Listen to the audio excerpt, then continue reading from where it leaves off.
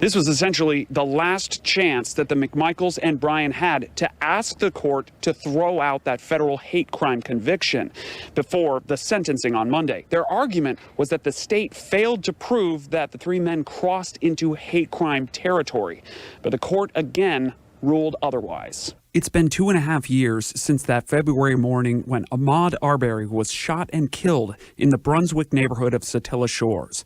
In late November 2021, the three men were found guilty of malice murder, which led to their first life sentence.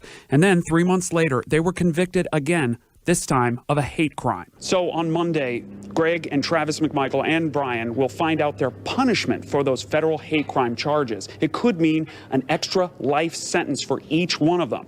In response, their lawyers filed motions in defense. First, their lawyers claimed that the state never actually proved the hate crimes case, specifically arguing that they failed to prove that the men took action because Arbery was black.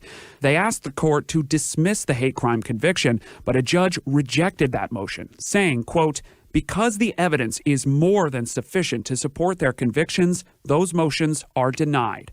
Travis and Greg McMichael also filed motions asking that their sentences be served in federal prison instead of Georgia state prison.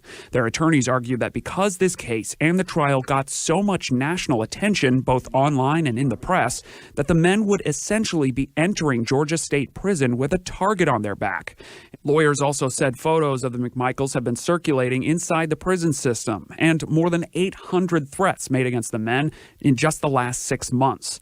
Arbery's family came out strong against the request. His mother, Wanda Cooper Jones, said in a January hearing, quote, "Granting these men their preferred choice of confinement would defeat me.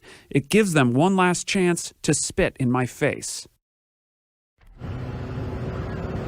Ultimately, the decision as to where and for how long these men will serve for that federal hate crime conviction will be up to the court on Monday. Reporting live, I'm Joe McLean, Channel 4, the local station.